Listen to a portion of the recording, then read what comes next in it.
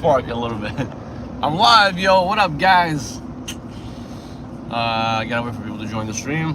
But we're in Albany, New York. I'm going to get food with my homie right here. And just thought to do a live stream. Why not? Talk about the day after Christmas. What is my Christmas wish? But let's see where it goes. Just waiting for people to join. We gotta wait a little bit. But we're in this snow land. That's not that much snow, to be honest. I always say the same shit. We don't have enough snow anymore. We don't get as much snow as we used to. When I first moved to New York 20-something years ago from Iran, we used to get snow up to our knees. Yeah. Literally up to your knees every winter. Snow up to your knees. And I would make an igloo, make a snowman, whatever, every time. But now, get nothing. You'd be lucky to get snow up to your ankles. You don't even get that shit. Well, that's because the world has become so fucking destabilized. The climate has become so destroyed. The ecology, everything's becoming so upset. And yeah, there's so much instability. And we gotta change it. One mind at a time. We gotta educate people one mind at a time, one person at a time. It's the only hope. But yeah.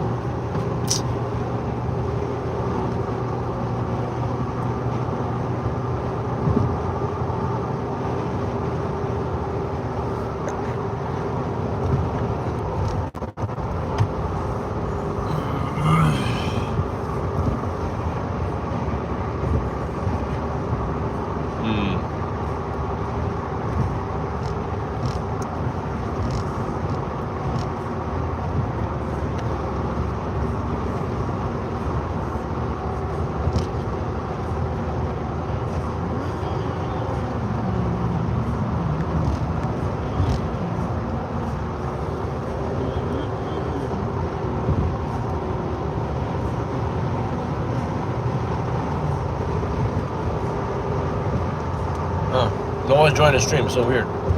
Maybe Christmas? Yeah, probably.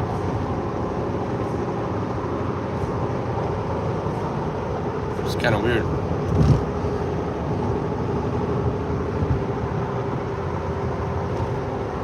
Maybe I should not stream today. Alright, we got one person. Yo. Lived in family and then wake up the next day. Yeah, exactly. So I want to talk about some good shit today on my stream. I got one person who joined, but if not enough people tune in, I might just end it prematurely. Oh, he left. He's like, yeah, I'm going to. Nobody fucking cares about this shit right now. I know, it's like the biggest capitalism holiday, other than Black Friday. Well, it really is. Black Friday, Yeah, it really is. I think Christmas is the most capitalist holiday in America. And the reason why Black Friday is because it helps buy presents for Christmas. Yeah, that's true. So yeah, Christmas is insane. Yeah, I hate Christmas. I'm truly the holiday Grinch. When it comes to every holiday, I'm the best at ruining people's holiday and exposing it for what it really is. Columbus Day, Thanksgiving, Christmas, all this nonsense, you know? All this shit. I've read about all these holidays. All these holidays are a lie. They're meant to cloud and cover up the actual gruesome reality that we live in, you know, the capitalist reality. And so I don't celebrate holidays. I really celebrate every day being alive as a human being. That's to me a gift, being alive every day. I don't really care about holidays, but you know, I spend the time with my loved ones and my friends and family as much as I can. But I'm usually the sore thumb sticking out when it comes to holidays, because I like to have a good time with my friends and shit, but I also talk about the fact that these are bullshit. Like, these holidays would lose all relevance. Holidays would lose all relevance if people stopped buying shit. I truly believe that. I believe if people stopped buying crap during the holidays, the media, the news, they would not mention the holidays anymore. They would lose a lot of their value to society, you know? Because the holidays, their main goal is to perpetuate a culture of consumerism. So that's what holidays are there too, for, perpetuate consumerism. So Christmas, you buy a bunch of presents. Thanksgiving, you buy a bunch of presents. Black Friday, you go out there like a zombie and you try to get things that you think are getting a great deal on you. Oh, I'm getting a discount on this and that. So the idea that you're getting like some kind of discount on a product, you think you're getting a steal, is actually, it's so sad, because even if they cut 70% of the price of the item that you're trying to buy on that special deal, the amount of environmental abuse and exploitation and labor exploitation, labor abuse that they got away with to create that product is such a massive theft that even if you get 90% off on your product, they're still making a killing. They're still making a raping, okay? Don't forget that. Everything, every product by every major industry in today's world is made through horrendous environmental abuse, disregard of human rights, and complete destruction of our culture, our degradation of our culture as we go into this black hole of consumerism, and that's what drives the growth economy.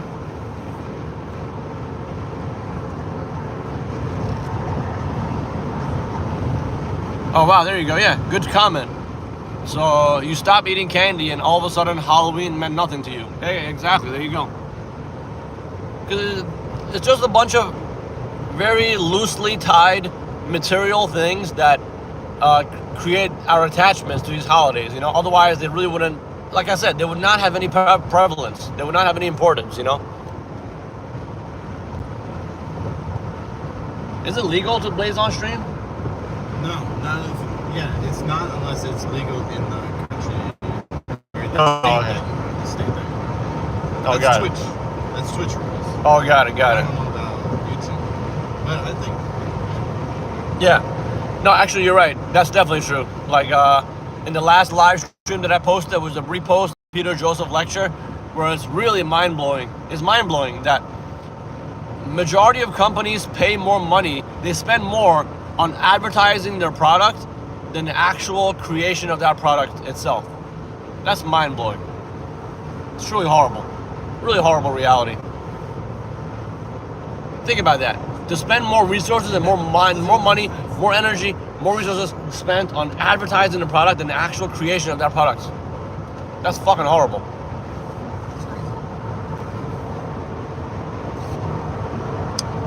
So if you guys are tuning in, we're just talking about some stuff about the present shitty reality and how we can change the timeline. But we're just shooting the shit today. Just shooting the shit. The day after Christmas, whatever. I'm gonna get food with my friend right now, and we're just kind of like, whatever. I thought to do a live stream and just talk about stuff. You guys can leave a comment and ask me any questions or what you want me to talk about, and I'll gladly reply. So.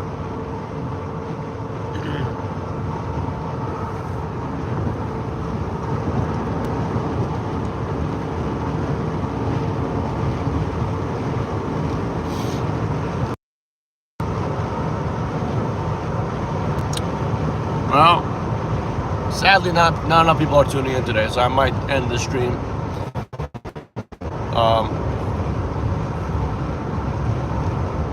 100%, yeah. I mean, that's what I really wanted to do. That's what I wanted to do years ago. I did a couple college lectures back in 2011, 2012, but that's what I wanted to do with my YouTube channel. I want to get it to blow up more, so that way I can have an access back to the university setting. Because I had a friend who was a college professor. He was a professor of political science. His name was Larry, I think. No, Harry Kaysen.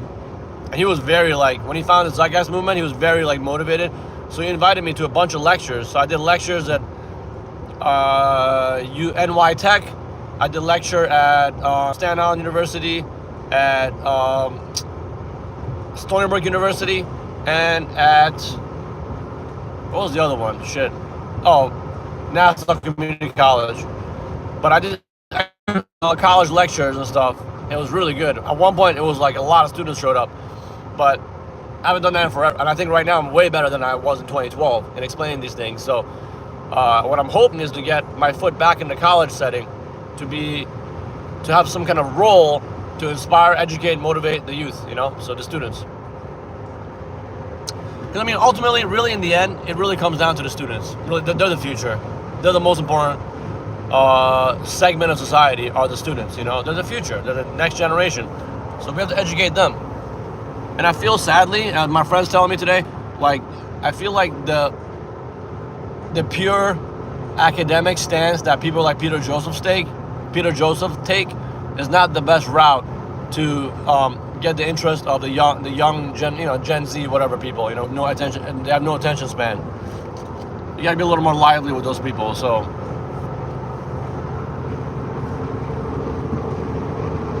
yeah.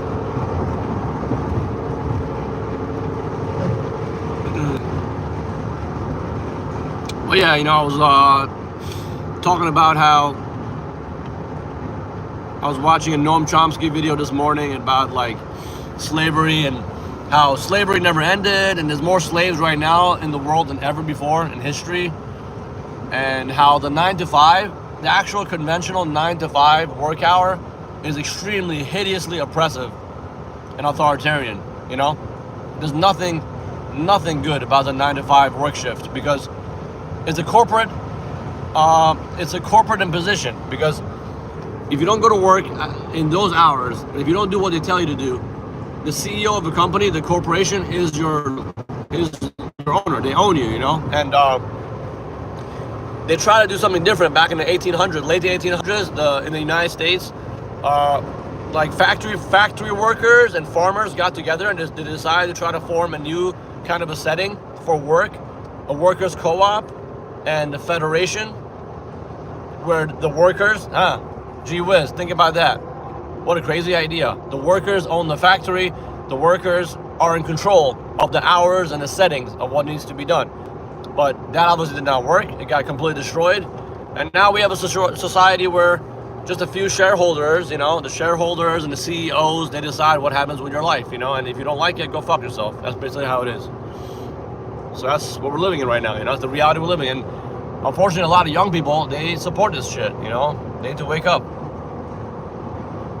I actually had a roommate who I've never talked to him about before, but I had a roommate as ago who was a fucking complete sellout. This kid is like way younger than me, but he was like defending the system all the time and like, oh no, it's totally fine. I like my job at Mercedes-Benz, you know, dealership, selling fucking cars or whatever, being a car salesman. So fucking stupid.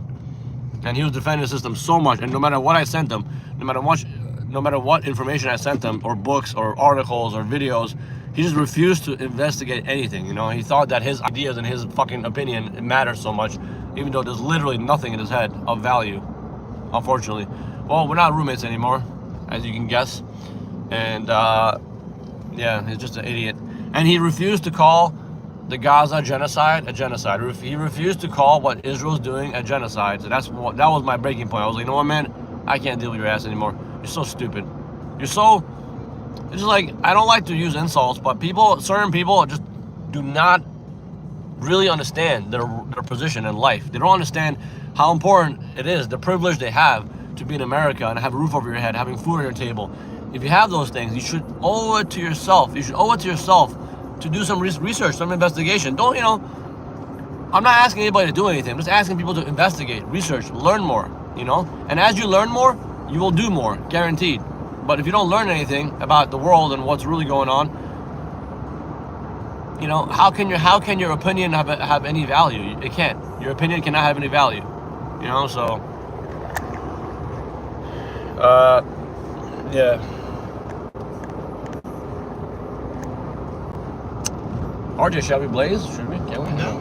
You down? Yeah. I'm here with my friend RJ Wolf, stuntman extraordinaire. This guy's a beast. We're homies for life. We're very like-minded in our thought process, and he's a badass in his industry. He's the man.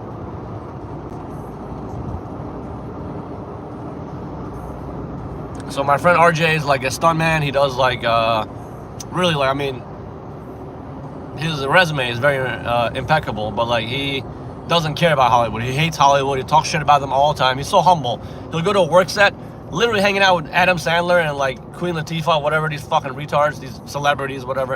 And he'll come out of the set, like, oh my God, I couldn't wait to be done with that shit. I can't stand these fucking celebrities, these actors and whatever. He doesn't give a shit about that, you know, at all. He doesn't care about the clout, the prestige, because, you know, he'll talk to people about his career as an actor and a stuntman, and they'll be like, oh my God, you hung out with so-and-so?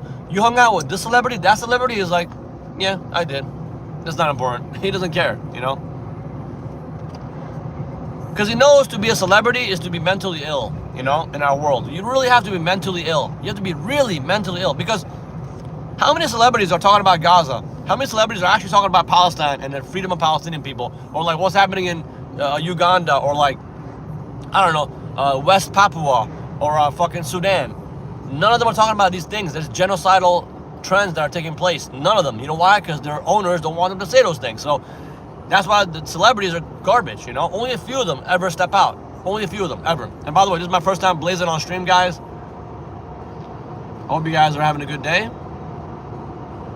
I'll take a little poke to give me some new ideas on what to say.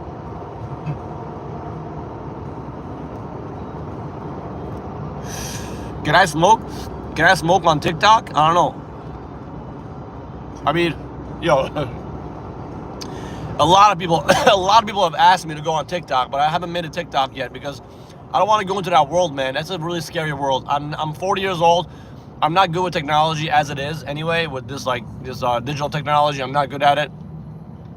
Fucking, you know, I barely know how to edit, and I have to go on TikTok now. Hell no, I'm not doing that. But I'm gonna hire a young person who knows the stuff.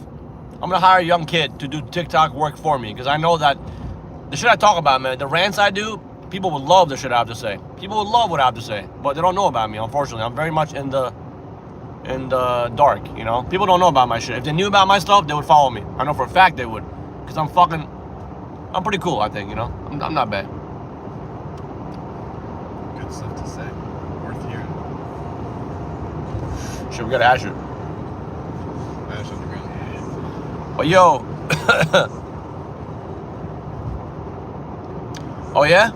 PeerTube, is that a new thing? Remendy, is that a new thing? PeerTube?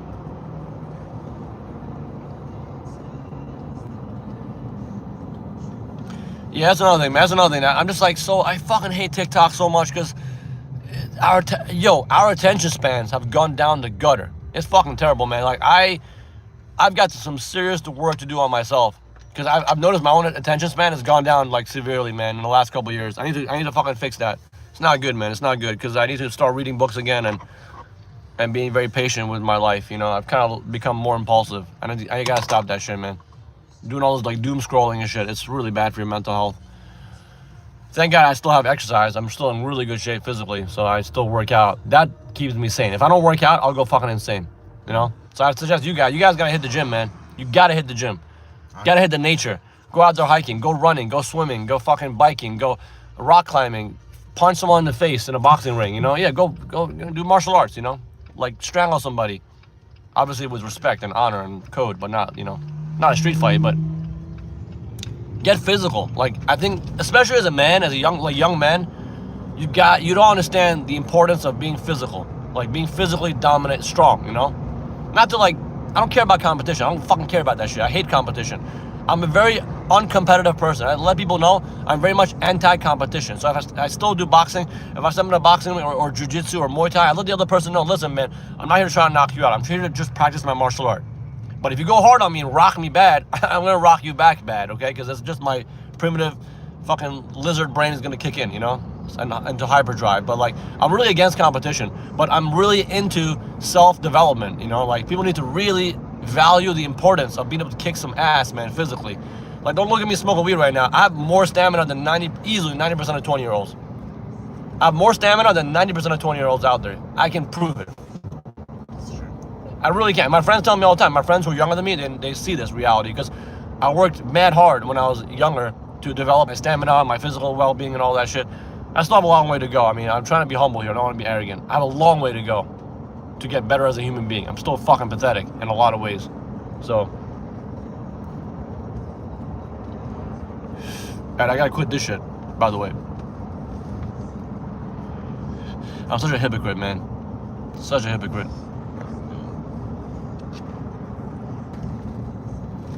Yeah, guys, like attention spans are plummeting tremendously. I think a big part of mental health in today's world is going to be centered now about the fact that attention span should be a part of mental health. And when people cannot spend more than like a minute on a video, oh my God, like 30 seconds, it's really terrible, you know? Like I'm trying to learn new skills actually. I'm trying to learn like to get better at like high-tech gardening. I want to learn new piano songs. I want to learn to be better at editing. I want to learn photography. Get better at get really good at understanding engineering and construction, things of that nature. I still got things to learn, you know, but with the attention span issues we're having, it's so hard to stay disciplined and be consistent at something, you know, and show up every day. But I think it's important. Yo, what up, transitionist?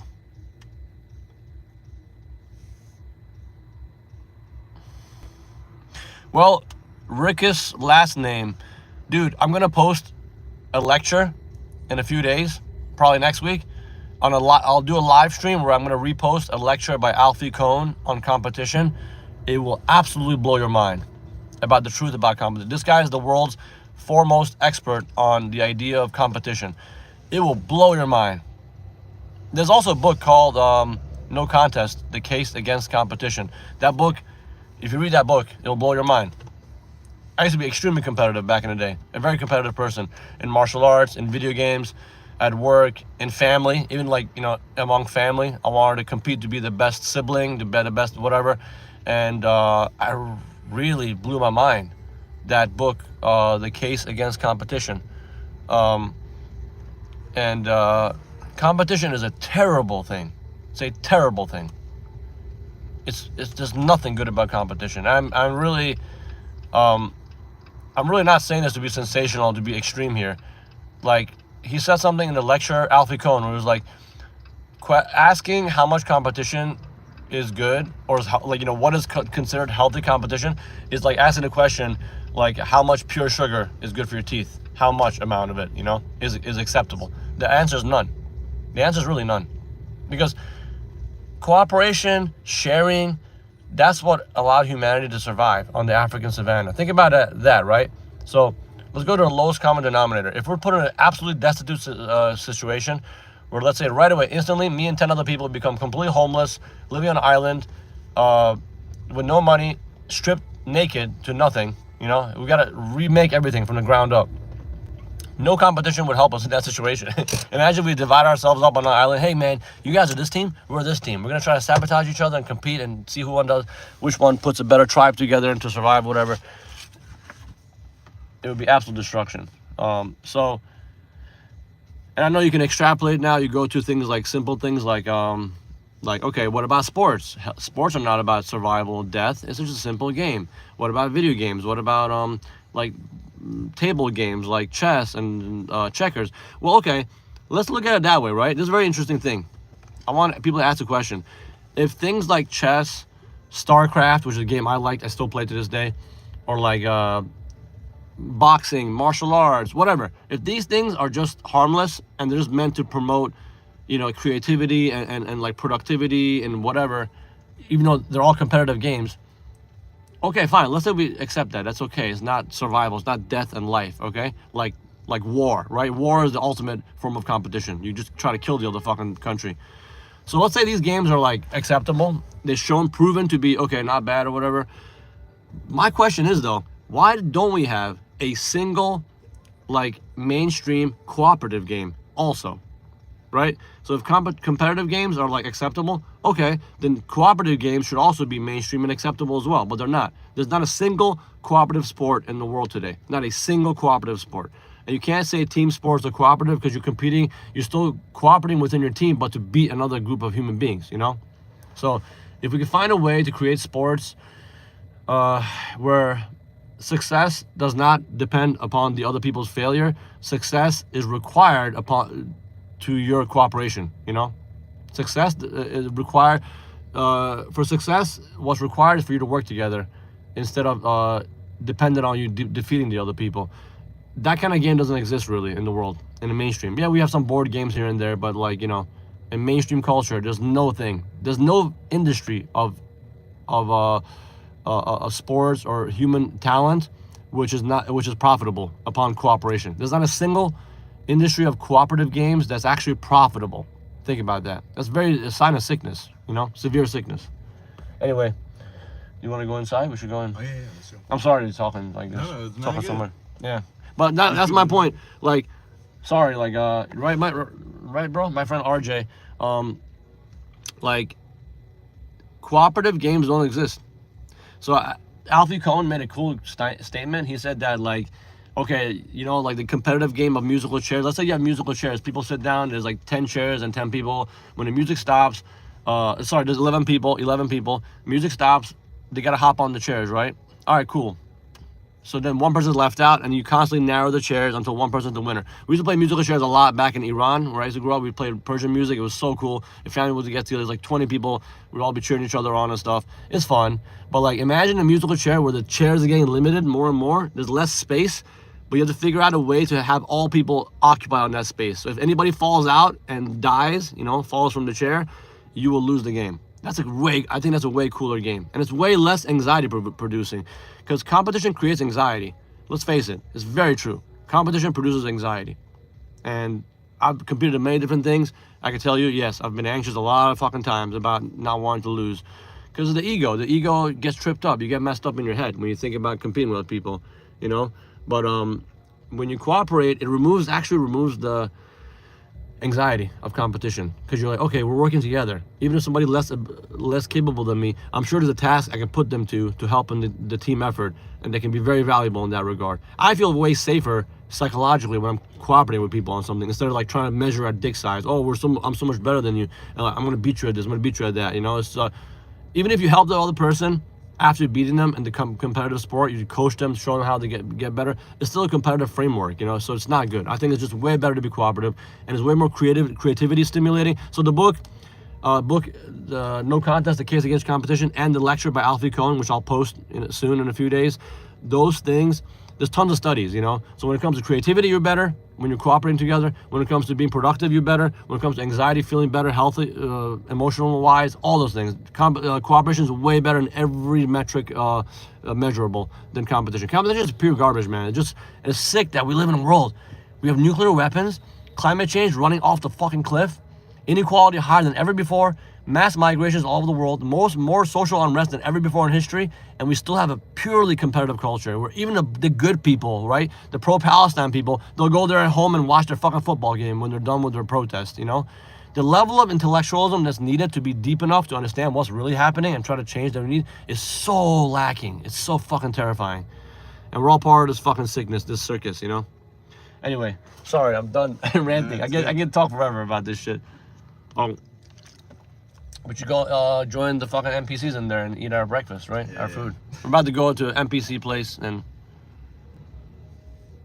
anyway. I'm really high now, guys, since I smoked in the car. I can barely read the comments anymore. My vision, I lose my vision when I'm high. Can't see anything anymore. I'm retarded, yo. I'm sorry to offend anybody with the words retarded. I'm not, I don't care about the woke. I don't care about the woke vocabulary. All right, guys. Thank you so much. I'm gonna go. I think it's been good talking for a little bit. I'm reading the last comments. Yeah, guys, for sure. Thank you guys for joining. And I'll post a lecture by Alfie Cohn soon. You can check it out right now. I don't care about views on my channel. You can check it out right now. It's called, I think it's called The Case Against Competition by Alfie Cohn. Last name Kohn. That guy is fucking amazing. He's really good at doing lectures. He's so good at telling stories. It keeps you captivated, anyway, and the last thing I'll say is a joke, right? The last thing I'll say is the joke about that he said in his lecture. So it was like a story about these kids, these troublemakers. They're crossing the street. On the other side of the street is an old man, right? And they just decide to throw some rocks at him. And the old man says, hey, stop throwing rocks at me. And the kid's like, oh, fuck you, old man, And he's like, you know what, kids? The kids hurled insults at him. That's what it is. And the old man was, okay, kids, if you show up tomorrow at this exact time and hurl insults at me again, I'll give you each $1. They're like, $1? Fuck, that's awesome. Sure, we'll come insult you. You're an idiot. So the kids show up the next day. They show up there at the same time, waiting for the old man to show up. They start calling how ugly he is, how stupid he is, how this and that he is, how terrible posture he has and stuff. And the old man's, all right, guys, you're doing great. Come again tomorrow. I'll give you $1 again. So he does that for a couple of days. And then the old man's like, hey, guys, if you come tomorrow, I'll give you 50 cents, Like, oh, 50 cents? It's not as good as before, but we'll still come, sure. So they show up the next day, they still hurl insults at him. A few days pass, and eventually it comes down to the point where the guy's like, you show up tomorrow, I'll give you a penny. They're like, penny? Fuck that. It's not worth it. I'm not like, this is a bad deal. We're not taking it. They just walked away. So he bought off their incentive, okay? Basically, that's the point, the whole story. He bought off their incentive structure. They initially just cared about making fun of him because it was amusing to them, which is like, okay, you don't want to make fun of an old man, but like, it's still, there's an incentive. There's an intrinsic motivation. It's not about money. It's not tied to money. But he bought off their incentive by corrupting it with money, And that's what competition does. You get hyper fixated on external things that don't fucking matter in the reality, grand scheme of things, All right, guys, I gotta go, man. Love you. Peace out. I'll talk to you soon. All right. Have a great day, guys. Peace. Bye.